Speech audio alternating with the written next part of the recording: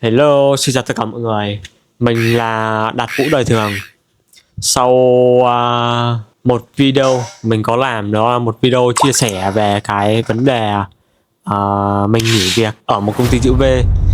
Thật sự thì mình cũng khá là bất ngờ về cái số lượng người xem cũng như số lượng bình luận. Bởi vì từ khi mình làm YouTube video tới giờ thì đây là một trong những video có số lượng bùng nổ như vậy đấy, và được nhiều người quan tâm như vậy đấy. Thì thực ra mình hiểu cái video đó tại sao nó lại được nhiều người quan tâm. Có lẽ là bởi vì ở cái thời điểm này, cái câu chuyện mà chúng ta cái câu chuyện mà thất nghiệp, hay tình trạng cắt giảm nhân sự, hay là tình trạng về tìm việc làm rất là khó, đúng không? Thì có lẽ nó đang là một cái chủ đề mà rất nhiều người quan tâm, rất là hot ở cái thời điểm này. Thì trong khi đó mình lại đăng một video nói rằng mình chủ động nghỉ việc, hơn nữa còn nhắc tới một con số nó không hề nhỏ. Thì mình nghĩ hai cái yếu tố này nó sẽ khiến cho những cái người xem tò mò đấy, gây tò mò và bấm vào xem. Thì mình cũng cảm ơn tất cả mọi người, những ai đó những người xem ai đó đã xem video của mình, xem không có ngắn có dài nhưng mà ít ra cũng đã xem và lắng nghe cái câu chuyện của mình. Thì mình cũng đã có đọc bình luận mình cũng đã dự đoán trước được những cái ý kiến riêng của mọi người rồi, sẽ có ý kiến này ý kiến kia, và tất nhiên là phần lớn là mọi người sẽ tò mò về cái con số, và con số đó có thật hay là không, hay báo lá cải.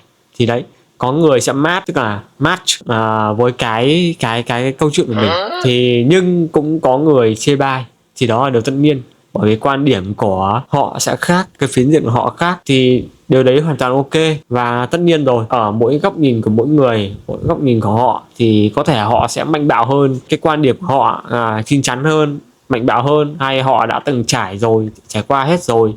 Thì tất nhiên rồi, với một con số nó không hề nhỏ như vậy đấy, hay là với một con số như thế thì chắc hẳn các bạn xem, các bạn sẽ tự đặt ra rất nhiều câu hỏi đấy, đặt ra rất nhiều giả thuyết cho cái video đấy. Và với một con số như thế thì nghe mình chia sẻ câu chuyện nó nhẹ nhàng như vậy thì tại sao, đúng không? Rất nhiều câu hỏi là tại sao này nọ, vân vân mấy cái thứ. Ok, thì mình ở trong video này mình sẽ không giải thích là cái câu chuyện của ai sẽ đúng hay ai sai. Mình chỉ gọi là vẫn tiếp tục là cái câu chuyện đấy, sẽ ngồi tán phét về cái câu chuyện của mình, chia sẻ ở cái phiến diện của mình, điều gì đã khiến mình đưa ra một cái quyết định đó, và quan trọng hơn là mình đã action những gì trước và sau khi mình nghỉ việc ở một công ty chữ V.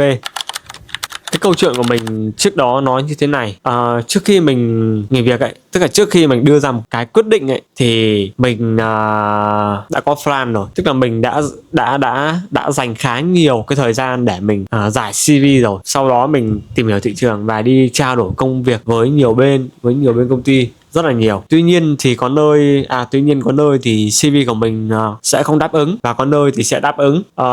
Nhưng mà để mà nói cho các bạn nhé, thì cái việc mà các bạn giải CV ấy, nói luôn cho các bạn vậy, cứ chỗ nào mà các bạn giải CV ấy mà nhà tuyển dụng họ đã xem rồi ấy, nhưng sau một tuần hay một khoảng thời gian ấy mà các bạn không thấy phản hồi gì ấy, thì các bạn nên tự biết luôn là cái CV của mình như thế nào. Hoặc là cái CV của bạn mà chưa được nhà tuyển dụng xem thì khả năng cái CV của bạn chưa được đáp ứng từ một bên thứ ba hay một công cụ thứ ba, và cũng có thể là trên cái nơi mà các bạn giải CV ấy thì nó chưa đạt cái điều kiện đấy, chỉ đơn giản vậy thôi. Đó, thì các bạn cũng tự biết để có thể gọi là update lại cái CV của mình đấy. Sau đấy thì khi mà ok rồi thì lúc đấy mới đến cái chuyên môn của mình để đi trao đổi công việc. Thì câu chuyện của mình tiếp theo này, tiếp theo đó là một cái thời điểm mà mình vẫn làm việc và mình vẫn giải CV thôi, sáng chiều đến làm việc bình thường, tối đến thì giải CV, hoặc không thì trên thời gian làm có thời gian rảnh thì chúng ta cũng có thể giải, thì chúng ta lúc nào cũng được. Thì vào một khoảng thời gian khi mình nhận được cái phản hồi từ phía nhà tuyển dụng ấy, thì mình cũng có trao đổi, và hai bên thì cũng sắp xếp được cái lịch để đi trao đổi công việc. Thì mình có trải qua ở nhiều nơi, ở video trước thì mình cũng đã nói hết rồi, cho nên phần này thì nói qua thôi. Mình cũng đã trải qua nhiều nơi phỏng vấn, và mình cũng không phải phỏng vấn mà là trao đổi công việc đúng hơn. Ok, và mình cũng đã nói là có nơi mình đã trao đổi 2 đến 3 lần nhưng mà vẫn tạch đấy, tức là lần một tạch xong rồi đợi một thời gian sau lại trao đổi công việc tiếp vẫn tạch, và một thời gian sau nữa rồi trao đổi tiếp thì nó vẫn tạch. Đó thì ok, có thể là mình ngu hay mình yếu kém hay là mình thế nào đi nữa không chịu phấn đấu chẳng hạn, thì cái đấy thì ok, don't care about that. Thì cũng đã nói cái tỷ lệ pass của mình nó là nằm trong top thấp, tức là chiếm tỷ lệ pass của mình là 30% và tạch đâu đấy 70%, đúng không? Thì có công ty mình pass nhưng mà cái thời điểm đấy mình pass thì mình lại cảm thấy lưỡng lự, cảm thấy mình chưa thế này chưa thế kia, tức là nó chưa có một quan điểm chín chắn vững, chưa thể gọi là quyết định táo bạo được, thì mình cũng chưa vội vàng ở thời điểm đấy. Sau đó thì mình lại tiếp tục ở lại và tiếp tục cố gắng phát huy, phát triển, cải tiến, tự học hỏi tiếp, và cũng tiếp tục nghiên cứu thị trường. Thì cũng sau quá nhiều lần đấy thì cuối cùng là mình cũng đã đưa ra một cái quyết định như ở video trước ấy, đấy, đưa ra một cái quyết định như vậy, và câu chuyện đến video đó là như vậy. Ok, còn thì trong thời gian mình giải CV thì mình tiếp tục học thôi, thi thoảng thì vẫn nghiên cứu thị trường. Thì đúng thật là có những cái khoảng thời gian là burnout, tức là cái sức burnout kiểu vô hình ấy đấy, chứ không phải là một cái burnout kiểu bị chèn ép đâu mà một cái burnout kiểu dạng vô hình. Mình chán nản vì những cái lý do, về một cái lý do kiểu không biết diễn giải kiểu gì, nhưng mà cũng sớm thì cái câu chuyện nó cũng sẽ tàn thôi, và mình vẫn sẽ lại tiếp tục làm việc đấy, ngày qua ngày lặp đi lặp lại đấy. Thì nó kiểu như nào nhỉ, thực ra chính mình cũng biết là mình cái kiểu lặp đi lặp lại như vậy rồi, thì nó cũng chẳng nào khác mình đang tự giam trong một cái chiếc lồng vậy. Kiểu mình tự đi vào trong chiếc lồng ấy, mình như con chim ấy, đúng ra là mình phải bay nhảy đúng không, nhưng đây mình tự chui vào chiếc lồng, mình tự chui vào chiếc lồng, tự nhốt mình vào trong chiếc lồng thì thực tế đấy. Và mình không rõ là ở cái phiến diện các bạn có đang như thế không, nhưng mà từ cái video trước thì mình cũng thấy là cũng khá là có một số người cũng đã match, cũng tương tự như mình rồi, cho nên là mình không biết là các bạn có nhìn ra được như vậy không. Thì cái việc này rất ít những ai có thể nhìn ra được sự việc như vậy cho lắm. Thì ngày chúng ta đi làm lao động cống hiến, thì cuối ngày chúng ta cũng vì cái gì, tất nhiên là vì cuộc sống rồi, chúng ta phải tồn tại. Và thứ hai là vì đồng tiền, cái đấy là bắt buộc, cái đấy chắc chắn, không có đồng tiền thì chúng ta rất khó để mà tồn tại. Và thứ ba là vì cái mối quan hệ gia đình, xã hội chúng ta, đúng không, vì gia đình hay vì những cái mục tiêu của mỗi người. Nhưng mà trong cái quá trình đi làm ấy, mình để ý thấy thường thì sẽ có dạng ba kiểu người mình gặp, và mình cũng đã từng trong là một trong ba trạng thái đấy rồi. Đó, ba kiểu người, trong đó có cả mình. Thử nhá, đợi tí mình tắt. Kiểu người thứ nhất đó là kiểu người tận hưởng. Đây là những người mà mặc dù cái con số thực họ thấp hay cao thì họ vẫn cảm thấy hài lòng với cuộc sống của họ. Họ đến với tư bản, họ làm hết giờ thì họ đi chơi, đi về, đi tan làm, đi đâu đấy, sau đó cuối tháng thì họ lĩnh lương. Lâu thì họ cũng sẽ tự thưởng cho mình một chút gì đó. Thì nói chung là những người như này ấy, họ không quá bận tâm về cái việc chuyện sau này, 5 năm nữa hay 10 năm sau nữa họ sẽ như nào. Họ cũng không quá là bận tâm, và họ ưu tiên tận hưởng những gì mình đang có hơn là lúc nào cũng phải chạy theo một cái mục tiêu gì đó lớn lao.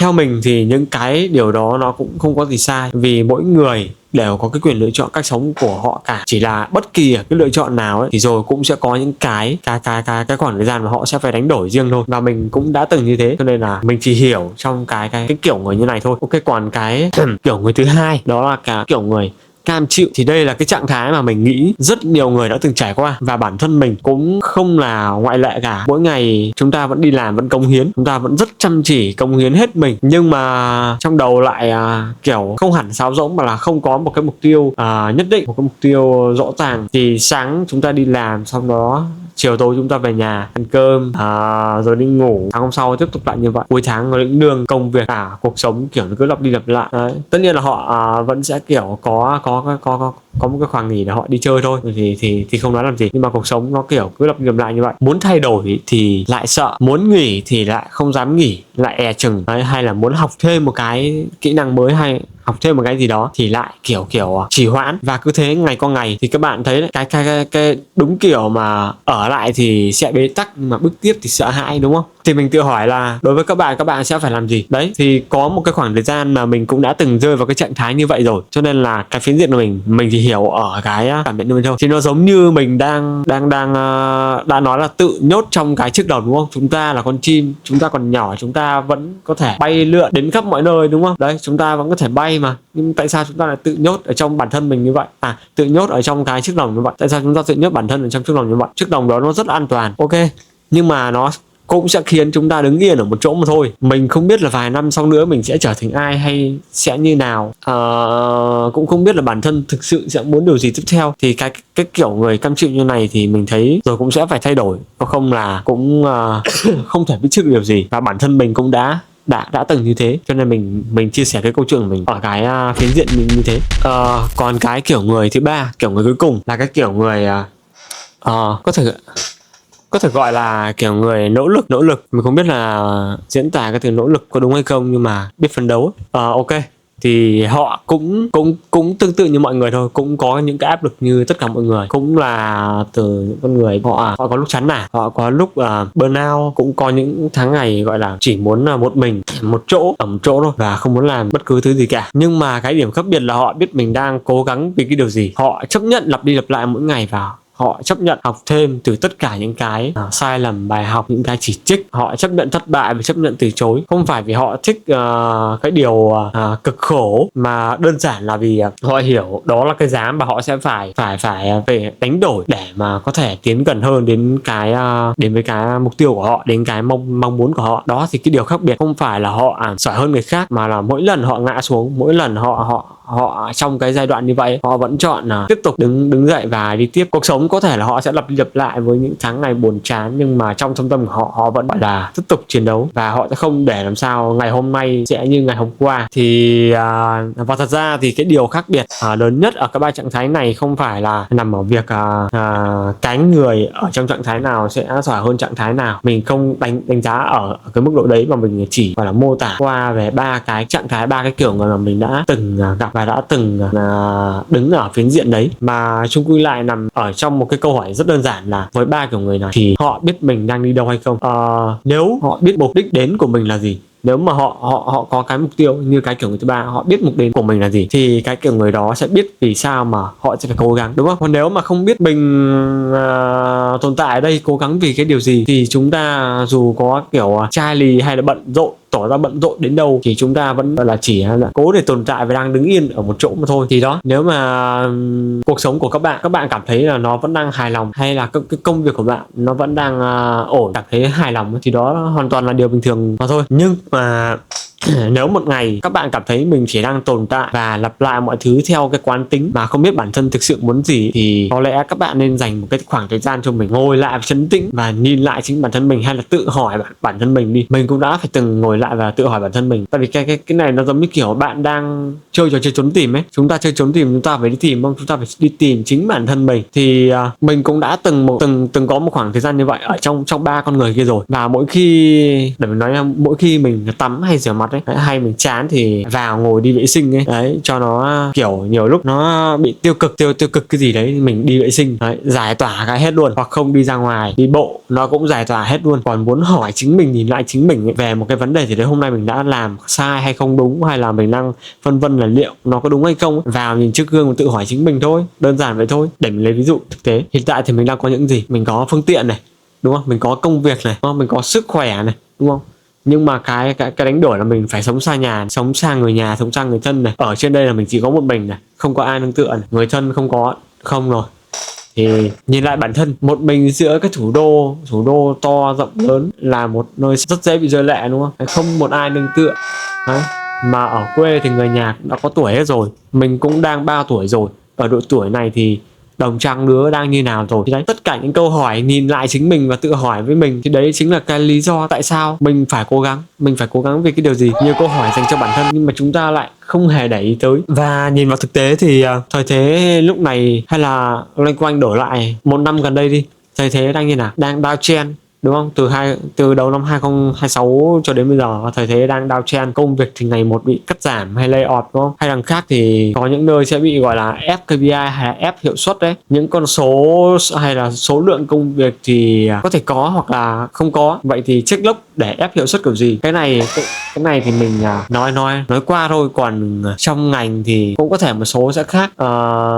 Nó giống như cái mình đã nói, những cái áp lực vô hình ấy, nhiều khi nhá là họ vẫn muốn giữ chân chúng ta lại, nhưng mà cái khối lượng công việc nó rất là ít, thậm chí là không có, mà cái KPI thì bắt buộc phải có để đạt được cái mức 100%. Vậy thì cái check log để ra cái KPI kiểu gì trong khi khối lượng công việc không có? Chúng ta phải tự nghĩ ra, mà cái chính việc chúng ta tự vắt óc nghĩ ra để có cái check log nó cũng lại là một cái áp lực vô hình đấy. Đây là chia sẻ ở một cái góc nhìn của mình thôi, còn ngoài kia tất nhiên là ở mỗi vị trí khác hay là mỗi ngành nghề khác thì nó sẽ có nhiều và có cái thì sẽ có ít đó, nhưng mà nhìn hình chung là như vậy. Ok, thì cái mình quay trở lại chủ đề thì cái câu chuyện của mình ấy, như nào nhỉ?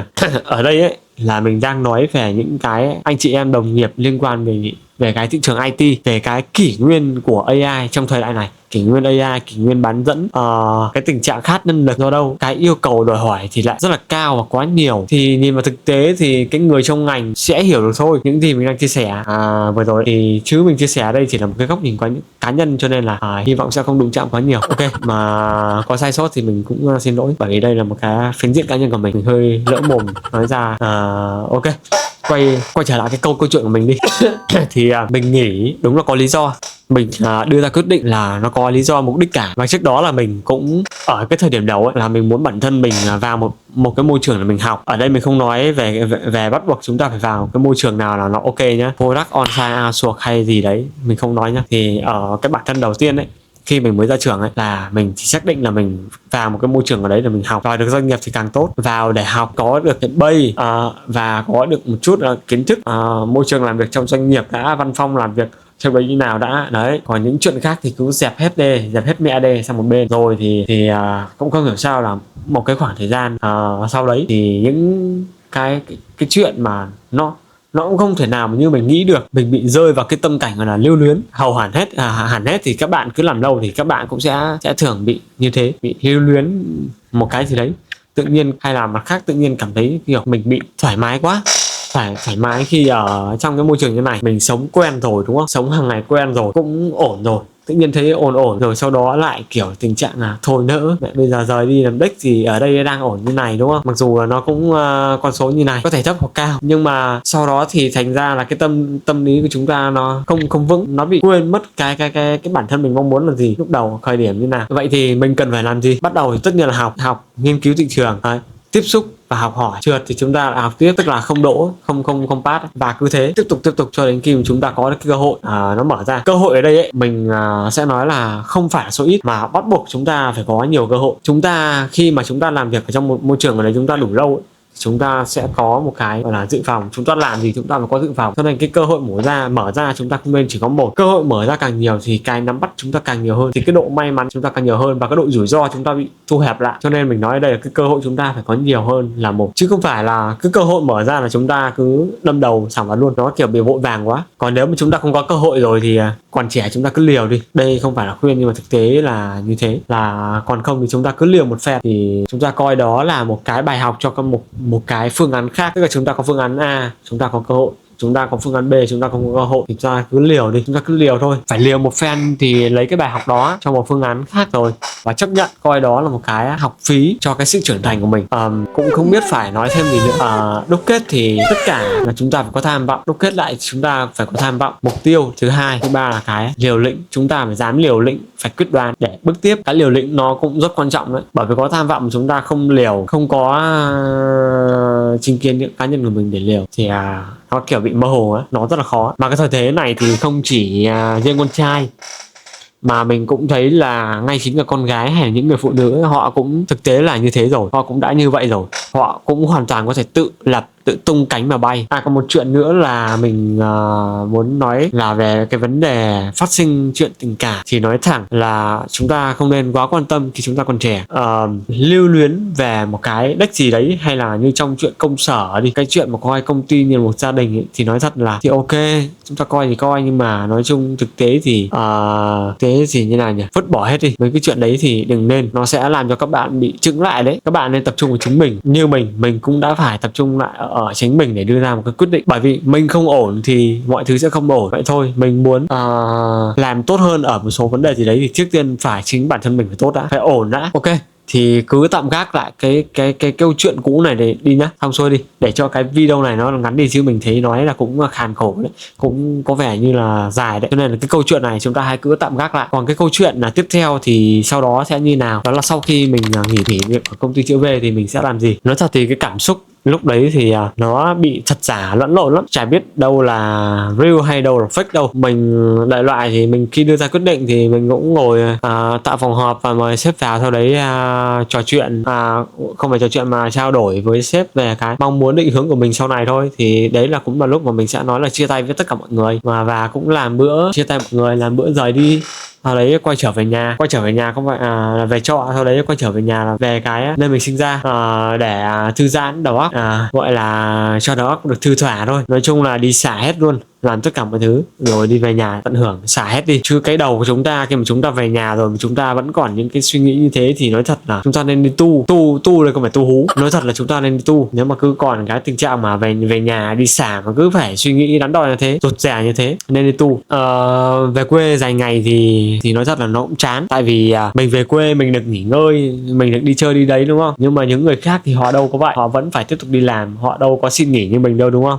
Thì mình cũng đại loại là về quê nghỉ ngơi, xong rồi cũng tính đi chơi đâu đấy xa một mình, nhưng mà phải là một con người bạo cơ. Mình thì không bạo lắm, mình thì khá là nhút nhát như cáy ấy. Nên là từ khi mình nghỉ về quê cho đến gần ngày quay trở lại thủ đô ấy, thì cũng chỉ kiểu là về quê chơi với người nhà, sau đấy còn vào trong quê nữa, vào trong quê ăn uống mọi người. Nhưng mà vào quê gặp mọi người như vậy, ăn uống mọi người như vậy, nó cảm giác nó kiểu nó vui, nó cảm giác kiểu lâu lắm không có được một cái cảm giác như vậy ấy. Tại vì chúng ta đang quen với cái môi trường văn phòng trên kia rồi, với lại cái kiểu cống hiến cho tư bản rồi, cho nên về quê có được cái cảm giác mà lâu lắm rồi không có. Sau đấy là cũng gần đến cái ngày mà mình phải quay trở lại thủ đô, thì tự nhiên là không hiểu sao là mình kiểu sao nhỉ, kiểu nó bị hồi hộp ấy, một bên hồi hộp nhá, và một bên cũng chán, kiểu không muốn lên nữa. Nhưng mà trước đấy nha, về quê thì lại cảm thấy kiểu nghỉ nhiều quá thì lại thấy chán, thôi lại muốn đi chơi, hoặc là thôi lại muốn lên Hà Nội. Nhưng mà gần đến cái ngày mình chuẩn bị lên Hà Nội rồi thì mình lại cảm thấy chán, chả hiểu lý do kiểu gì luôn. Buồn cười cái kiểu đấy, nó đúng kiểu chơi tuy chán này nhưng mà lại nghĩ đến cái việc cống hiến từ tư bản này ở môi trường này sang tư bản khác ấy, thì nó kiểu lại đi vào cái lối mòn cũ rồi. Thôi thì cứ kiểu nào thì cứ đến thôi, cứ đón thôi. Mà cái lúc về quê thì mình cũng có làm giấy tờ nữa, quên mất không nói. Đó là về quê thì mình cũng phải làm giấy tờ nhé, tại vì mình cũng đã xác định là sang bên môi trường mới rồi. Ở bên môi trường mới ấy, mình sẽ không nói tên, sau này sẽ nói.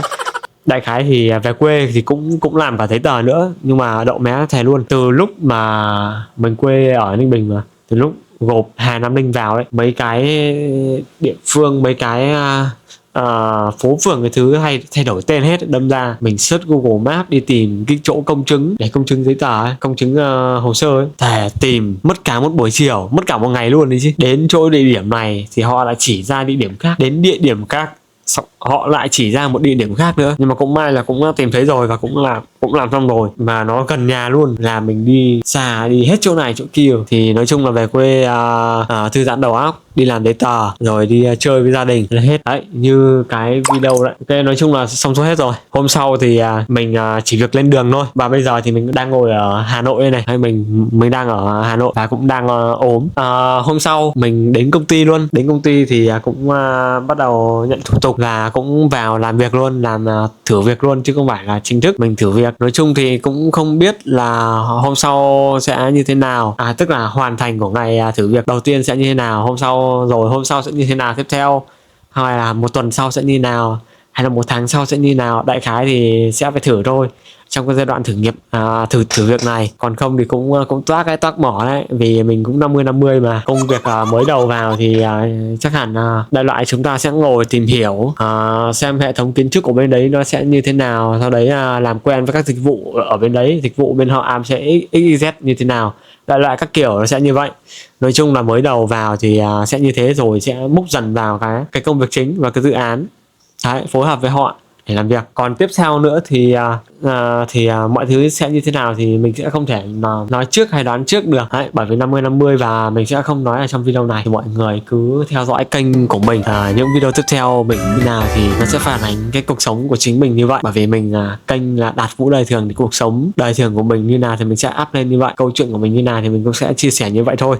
Còn quên cái mà ở bên đây mình vào ấy thì đại loại công việc là mới đầu thử việc vào là nó sẽ như vậy thôi. Còn bên khác thì mình sẽ không rõ như nào nhá, nhưng mà mình nghe nhưng mà mình thấy đâu đấy là bên thuộc cái ai on-site ấy, vào ấy là phải chinh chiến luôn, tại vì mình phải sang bên kia để mình chiến đấu luôn. Ok, câu chuyện cuối cùng sẽ như này, tạm gác lại trước và sau là như thế nhá. Còn câu chuyện cuối cùng như này là câu chuyện vừa mới đây, mình cũng vừa đi nhận trợ cấp thất nghiệp. Mình có nhận được cuộc gọi từ công ty cũ hẹn đến lấy cái bảo hiểm và giấy chấm dứt làm việc tại công ty cũ, thì mình cần phải có 2 cái này nhá, bắt buộc phải có cái sổ bảo hiểm và cái giấy chấm dứt. Mình phải có hai cái này, và anh chị em nhớ bắt buộc là phải có 2 cái này. Đây là cái thủ tục sau khi mà mình chấm dứt ở công ty cũ để mình làm cái trợ cấp thất nghiệp. Đây là cái bắt buộc ấy. Thì ok, sau đấy mình đi nhận trợ cấp thất nghiệp. Cái trợ cấp thất nghiệp này ấy thì vào anh chị em có thể làm luôn hoặc không, nhưng mà nên làm sớm trước khi anh em đến tuổi nghỉ hưu, nếu không là anh em sẽ không được nhận đâu, bởi vì cái này là cái quyền lợi của mình, cái quyền lợi mà chúng ta đã tham gia đóng vào, cho nên mình hoàn toàn có thể nhận về với mức phần trăm. Thì cái trợ cấp thất nghiệp này được rút thì tùy vào cái thời gian mà chúng ta đóng. Chúng ta đóng đủ 12 tháng thì chúng ta sẽ được quyền lợi 1 tháng. Thì anh em đóng bảo hiểm thì nó sẽ tùy thuộc vào cái khoảng thời gian đóng, và cũng như là con số mỗi tháng chúng ta đóng bao nhiêu thì nó sẽ tổng, thì họ sẽ tổng hợp lại để lấy ra cái con số phần trăm cho mỗi tháng. Đấy, tổng hợp lại và lấy ra cái phần trăm cho từng đợt. Thì những ai đóng đủ 12 tháng như đã nói thì chúng ta sẽ có quyền lợi 1 tháng. Còn nếu mà không đủ 12 tháng thì sẽ được cho cái đợt sau, tức là anh em mình, tức là chúng ta đi làm ở một công ty mới, khi chúng ta được đóng bảo hiểm ấy thì sẽ được cộng dồn những cái tháng sau đấy vào cái tháng mà đang bảo lưu đấy. Khi mà đủ 12 thì mới được quyền lợi cho 1 tháng. Thì ok, mình cũng không thiếu cho lắm, nhưng mà mình muốn đi cho biết để gọi là có cái video để chia sẻ cho mọi người về cái câu chuyện của mình, là sau khi mình nghỉ việc thì mình sẽ làm gì, về quê sau đấy lên Hà Nội và làm gì tiếp theo. Nếu mà chỉ mỗi đến thử việc không thì cái câu chuyện của mình cũng hết rồi, nhưng mà đây thêm câu chuyện là mình xin cái trợ cấp thất nghiệp. Anh em nào mà đang thiếu về cái khoản vốn thì nên làm, cái này là quyền lợi của mình mà. Đấy, thì mình cũng đã dành một cái ngày nghỉ không lương. Thử việc thì lấy đâu ra ngày phép, đúng không? Thì chúng ta dành cái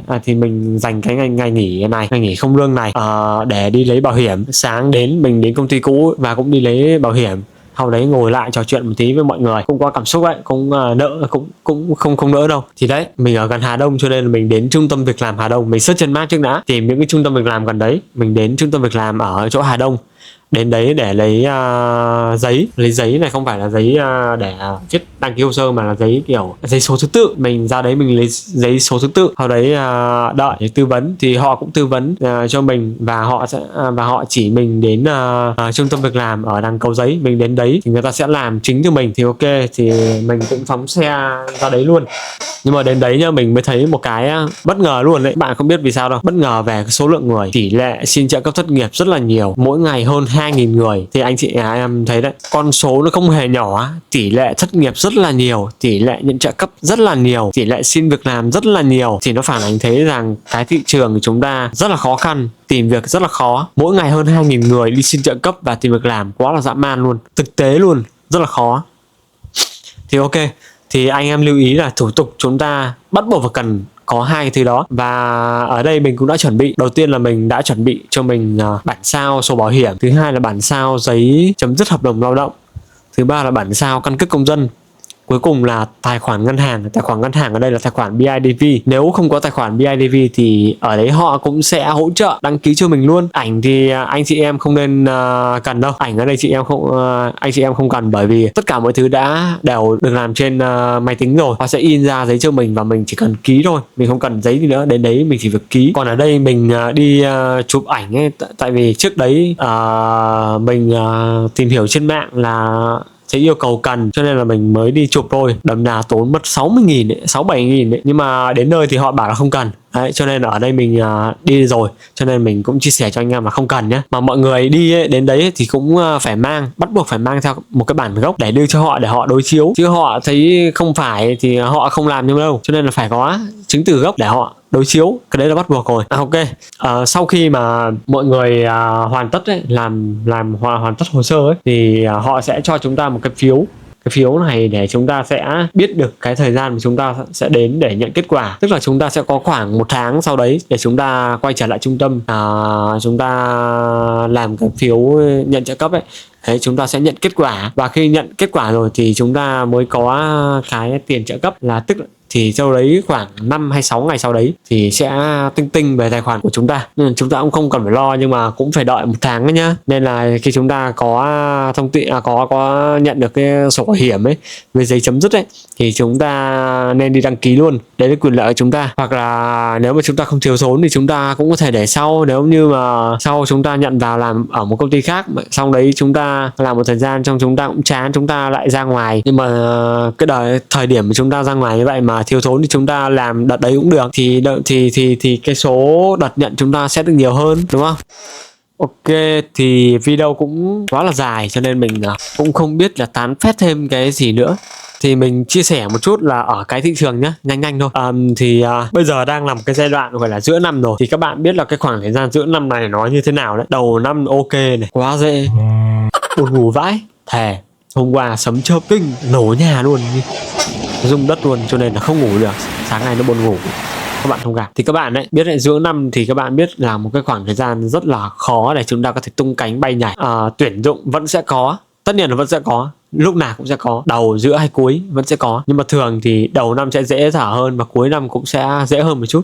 Nhưng mà giữa năm rất là khó. Khó ở đây không phải là chúng ta kém cỏi, khó ở đây không phải là kỹ năng chúng ta kém hay là tư duy chúng ta kém, mà có thể là phía bên công ty ấy, họ đang chưa cần mà họ vẫn đưa ra cái chính sách tuyển thôi. Tức là cái họ chưa cần gấp, cho nên là cái sàng lọc của họ vẫn có thể kéo dài ra, và họ sẽ cho từng cái đối tượng mà họ chấm điểm ok vào một cái danh sách. Sau đấy họ sẽ lọc anh nào tốt nhất, tức là cái khoảng thời gian nó sẽ dài ra, cho nên là cái thông tin phản hồi của chúng ta từ nhà tuyển dụng nó sẽ rất là lâu. Đại loại như vậy, mình chỉ biết được thế thôi.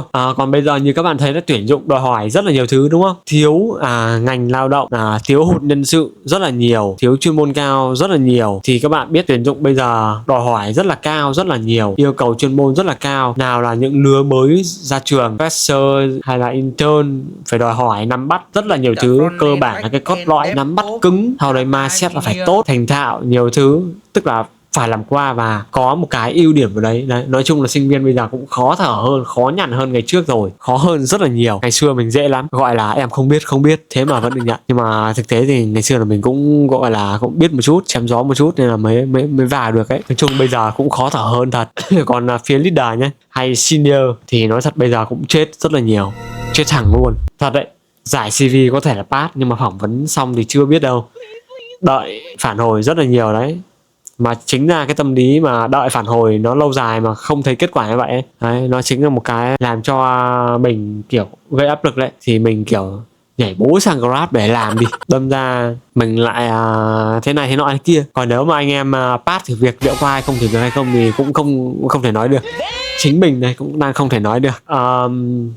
Cái kiểu người như các ông đang quen làm việc ở nơi văn phòng môi trường product rồi ấy, chắc hẳn các ông cũng hiểu những gì mình nói, đúng không? Đấy. Nhưng mà để mà nói nhá, bây giờ những ông mà đang làm ở production ấy, mà bây giờ chuyển sang làm on-site hay outsource xem, là cái dạng mà kiểu mà các ông đã pass rồi mà vào thử việc hay đấy, mà bây giờ các ông từ product sẽ chuyển sang on-site production hay outsource xem. Tôi nói thẳng được 2-3 tháng chắc gì các ông đã gọi là tiếp tục. Nếu mà tiếp tục thì các ông gọi là cố Charlie thôi, gọi là biết là cái thị trường đang như nào, nên là các ông vẫn phải cố gắng tiếp tục ở đấy thôi. Đấy. Còn không nha, những ông mà trẻ non non nhá, mà kiểu vẫn muốn bay nhảy, nói thật ra 2-3 tháng các ông kiểu gì cũng bay luôn, tôi nói thẳng luôn. Kiểu gì cũng phải giải CV tiếp, phải bay chạy thoát thân luôn. Nói chung là nhiều vấn đề. Và anh chị em trong ngành chắc chắn là không xa lại đâu. Chắc chắn sẽ có người hiểu và có người ok, ý kiến này nọ tôi không care ra lắm, nhưng mà tôi ghi nhận. Thì cái chuyện trong ngành đại loại như thế mình chia sẻ như vậy thôi. Mình cũng không thể chia sẻ sâu hơn được. Mình cũng có đi giao lưu và cũng trò chuyện, nên là mình cũng nắm bắt được thông tin như thế. Và cũng trong mấy group giấu kín, nên là mình cũng đại loại cũng hiểu thế. Đấy, thị trường này như nào và bên trong nội bộ của tất cả các nơi như nào. Ok, thì đại loại video của mình, cái câu chuyện của mình có thể là sẽ có nhiều người match với cái câu chuyện video của mình xàm xí như này. Thì mình biết là cũng có thể các anh chị IT cũng đã trải qua rồi, ở độ tuổi này già dặn rồi, cho nên mình biết đấy.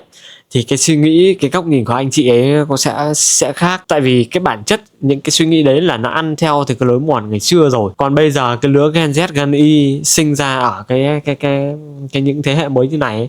Đấy, thì cái góc suy nghĩ của tụi nó sẽ khác. Nhưng chính mình cũng sẽ khác, đúng không? Mình không thể nào mà ép chúng nó phải có cái suy nghĩ như bọn tao ngày xưa được. Đấy, cũng không thể nào mà bắt chúng mày sinh ra phải chịu áp lực để phải biết nỗ lực như thế nào, hay là phải biết hoàn cảnh chúng ta ngày xưa như thế nào được. Đấy. Bây giờ không thể như thế được, không thể chèn ép chúng nó như thế được. Mà bây giờ cái thế hệ này nó dạng kiểu gen truyền thống. Đấy, gen media. Đấy, gen truyền thông, không phải truyền thống, nhầm, truyền thông. Thích được làm chủ, thích được tự do bay nhảy, thích được làm những cái gì thỏa mãn sự sáng tạo. Đấy, không bị chèn ép, thoải mái sáng tạo, thích làm những điều mình thích. Nhưng mà để nói thì rất yếu ớt và rất dễ bị gãy cánh. Nhưng đấy chỉ là một góc phiến diện mà mình chia sẻ thôi nhá. Mình chia sẻ thẳng thắn từ cái góc phiến diện của mình thôi. Và mình cũng chả có cái lời khuyên gì cả. Bởi quyết định là ở mỗi người, mỗi cá nhân của các bạn. Các bạn nghe video này, các bạn thấy thế nào thì các bạn cứ làm theo ý mình như vậy thôi. Quyết định ở các bạn mà. Hãy học, hãy cống hiến, hãy trải nghiệm. Ngã thì cứ đứng lên và chiến tiếp. Không còn vừa ý, không còn theo ý mình ấy. Bay, cúc, thế cho nhanh, quyết đoán luôn. Chúng ta còn trẻ, chúng ta cứ vỗ cánh mà bay, chứ không thể nào mà còn trẻ mà cứ ủ ập như những con chim già được. Chúng ta là những con chim non. Đấy, chúng ta cứ vậy mà chúng ta tiến tới, cứ sải cánh, tung cánh bay đi. Nhưng mà chúng ta cũng phải nhìn lại phía sau nhé. Nếu không thì một ngày nào đấy ấy, chúng ta sẽ phải khóc vì một cái nghĩa vụ tròn vai nào đấy trong cái cuộc sống này. Mình chỉ chia sẻ như vậy thôi.